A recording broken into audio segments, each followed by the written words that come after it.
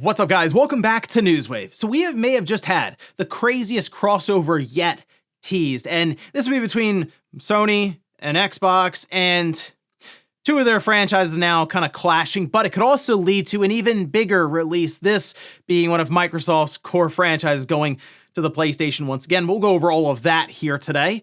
Also, we are going to be talking about Nintendo's big anniversary for next month, that being for Super Mario, and how there's some stuff happening on social media with what some are wondering are official accounts, maybe pointing to that, but it seems like there may be more to the story there. And we're going to be taking a trip back to the 80s as some new documents and newsletters have been found and archived online, giving us a look at, well, the first review ever for The Legend of Zelda. All of that and more. Guys, if you enjoy these videos, make sure you hit that like button. Helps out a ton. And if you're new here to the Spawn Wave channel, make sure you subscribe down below. And of course, members for the channel do get Newswave early. If you would like to learn more about that, click the join button or link in the description down below.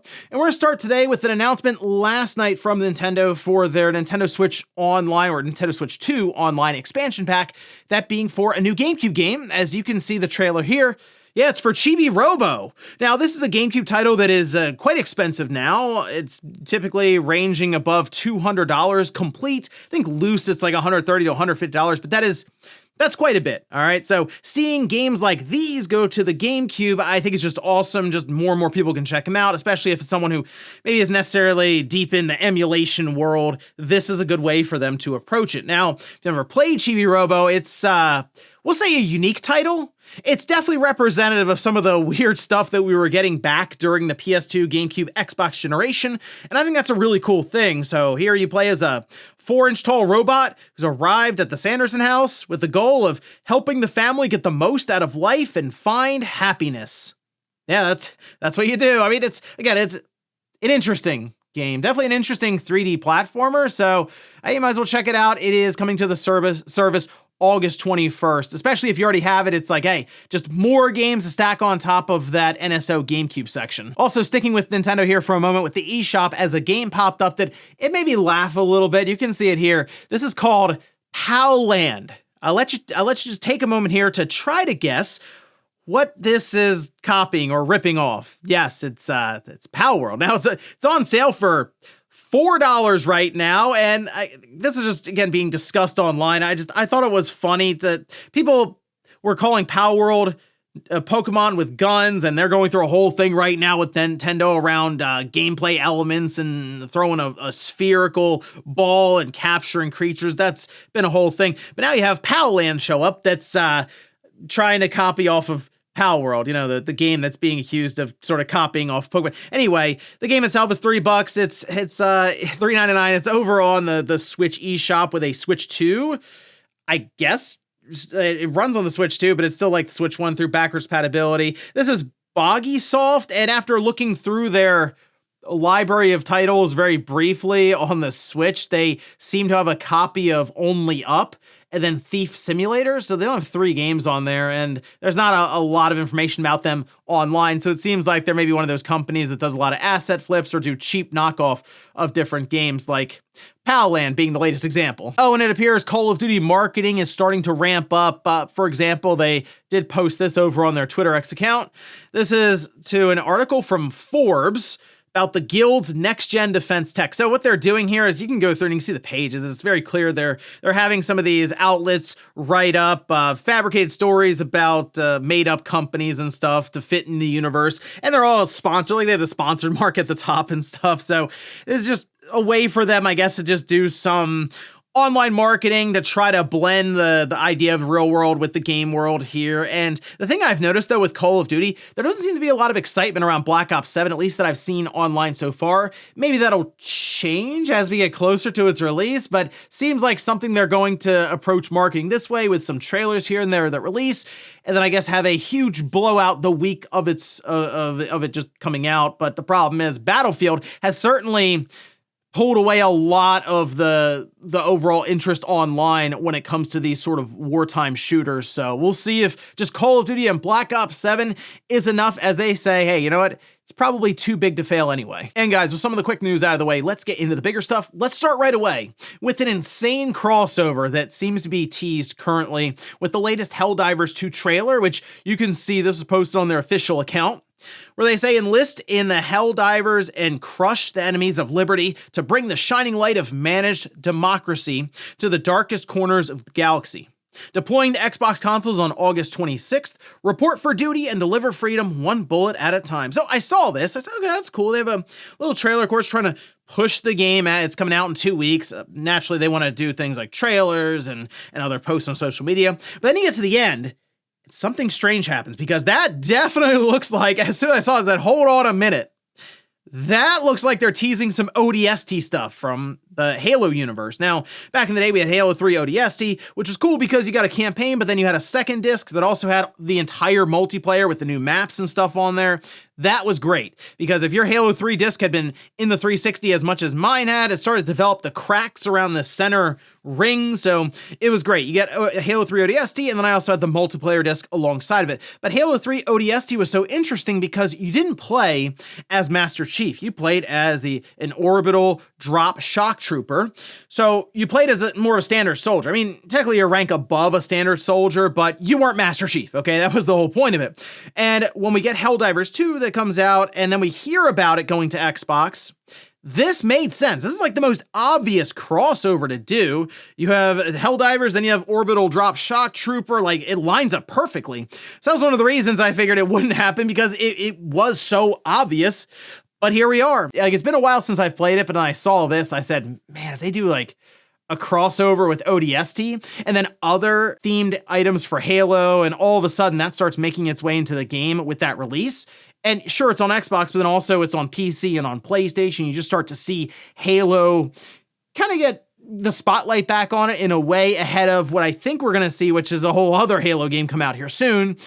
That would be really cool to see. And yeah, it would be interesting for Sony with Arrowhead, because Helldivers 2 is a Sony IP. Arrowhead is not a Sony studio, but they're making the game. So you would see Halo crossover with a Sony IP. That is the sense of, wow, the console wars really are, it's over. You have Sony and Microsoft working together with, I mean, Helldivers 2 is a massive franchise now for Sony, and Halo is like the Xbox franchise, and now they'd be crossing over. So no other details around this, just kind of that quick teaser at the end, but there's a reason on their one post got almost 2 million views in less than 24 hours, because this is a big deal, something I certainly would have never expected to happen even 10 or obviously 15 years ago, when you had the 360 and the PS3 really going at it, even the Xbox One or the PS4, you have never necessarily thought something like this would happen. So really cool. Gonna keep an eye on this one going forward. But then there's also another Halo story that has to do with the PlayStation 5. Next up, we'll move right into that story. This is from Insider Gaming. We can see over on their website, where they say, according to Rebs Gaming and Grunt API's latest findings, a new Halo title with PlayStation compatibility is listed in the API. The same title was seen linked to PlayFab last Monday, a back-end platform that helps with cross-platform progression, matchmaking, unified online services. Moreover, a beta title and a second new Halo title with PlayStation compatibility were discovered in the API. However, the data miner has limited information on these two. According to them, the new Halo title for PlayStation could be Certain Affinity's upcoming multiplayer title, Project Ecker. The data miner also speculates that the two listings could be for the same game, one for its beta and the other for the full release. So I know with Halo, the discussion has been for a long time around Halo Infinite, but as that's been going on, there was another project that's been in development. We've heard about it from time to time. It's like Project Tatanka or something, and then that shifted over. Someone wondering if it was canceled. This was at Certain Affinity. The lineage of Certain Affinity is very interesting, as you have, one big name there from the old days of Halo 2 Online, but then also a lot of other people kind of in that sphere working together at Certain Affinity. So their project's always been very interesting to me to kind of keep tabs on and see what they come up with. But now it seems Project Ecker is the big thing coming up. And from what I can tell, it seems to be almost their take on Battle Royale, kind of. We use Battle Royale so loosely now with a lot of this stuff. Some are looking at Battlefield as it is currently. Like, that's kind of, it's a big battlefield. And if they spread it out so it's every man for himself, that would be a Battle Royale style game. So for me, it seems like it would be a different kind of Battle Royale game, but they would want to do a beta of some kind to test it out. So you hear about this, hear about there's 2 titles, but one might be a beta. It does all line up for them to just kind of announce this and say they're opening a beta and then either launch it during the Halo Championship event that's happening towards the end of October, or maybe that's when the beta, the whole thing gets announced, because they would typically do Halo announcements around that time. So we expect them to announce a Halo 1 remake in Unreal Engine, as that seems to have been teased for quite some time, and they also kind of already showed us Halo 1 assets or them building around Halo 1 in Unreal Engine last year. So maybe that is the big thing. Hold on, not a Halo 1 remake, no.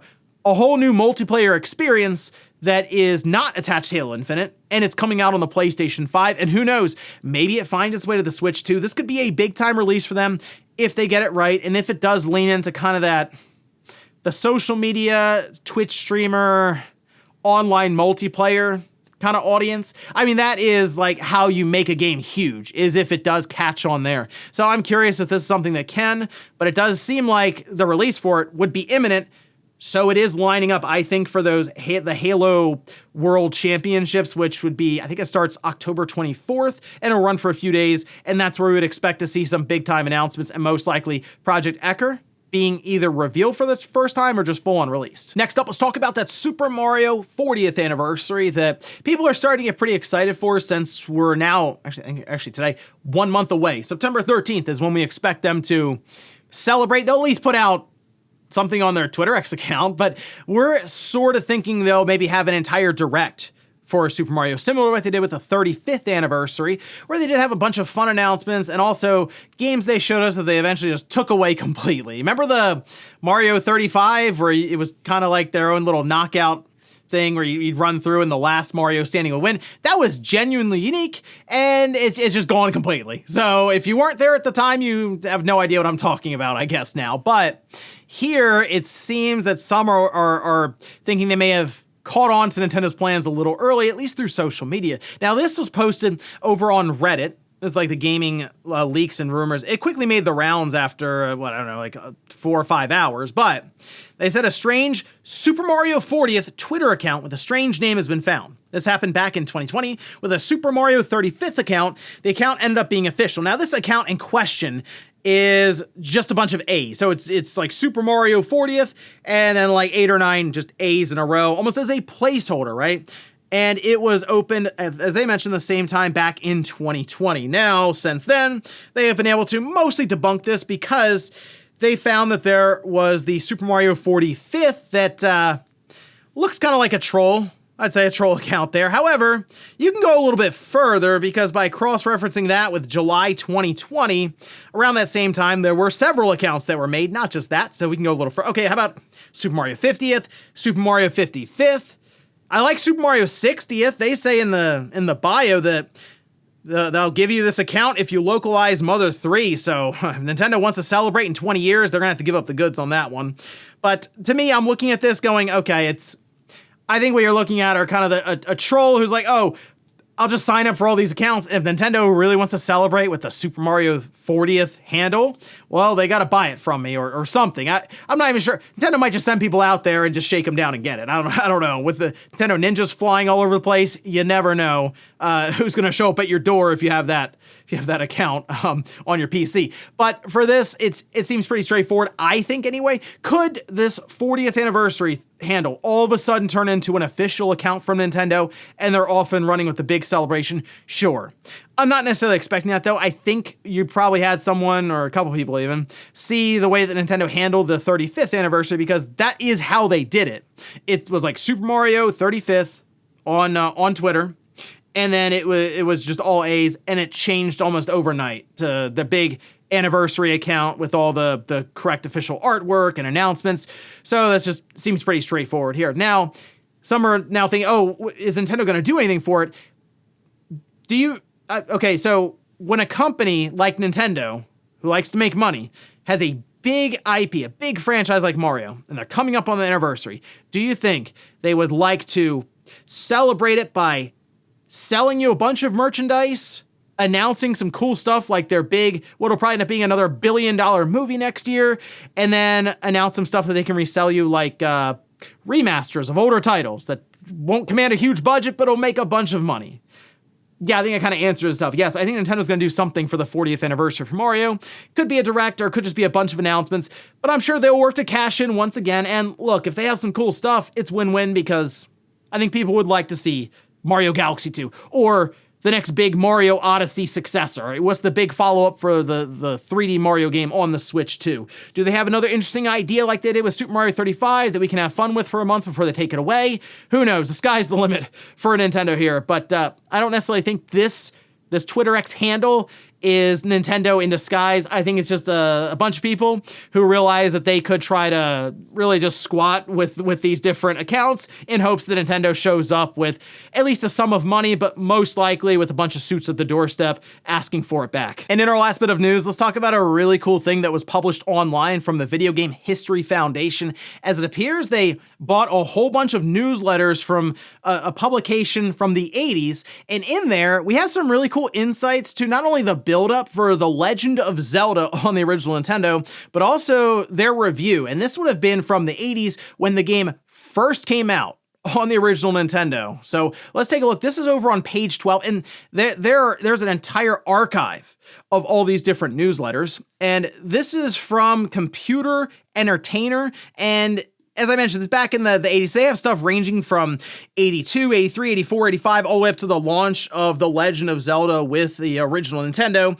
And I was looking through the review here. So first off, on the build to this, in some of the other newsletters, they talk about how Nintendo had to delay The Legend of Zelda a couple of months, but they were doing so to change up the graphics a bit, and they were adding the battery inside of the cartridge, because in Japan they have like the disc-based unit there with the Famicom, but they wanted it to be able to save here without that, so they have the battery in the cartridge. It was kind of interesting to see that, as they had talked directly to a Nintendo representative at the time. There's a lot of explanation on it, but here's the review for it. And I was a little confused at the star rating at the top at first. Okay, so it looks like it's 3.5 out of 4 stars, but then I look at some of the other reviews here, and Dig Dug is one. Okay, it's right next to it. 2.5 out of 3 stars, which is kind of odd, because then I also see one that's like 3 stars out of 2.5. So I think what you're seeing here, I think there's 2 different reviewers is what's happening, and those star ratings at the top are each reviewer's final score. So The Legend of Zelda would have got a 3.5 and then a 4 star. It's kind of like in Famitsu, where you have a bunch of different review scores come in from individual reviewers. They're just stacking them up next to it here. But they were blown away by The Legend of Zelda, as you would expect. It was fully recommended. They really liked how open it was, how there were different paths they could take, how there were a ton of screens. And they also spoil a bunch of stuff in the reviews. So they would have gotten crushed if they were on the podcast, apparently, on the weekend. But it came out at a price of $45. All the inflation people would like to point that out.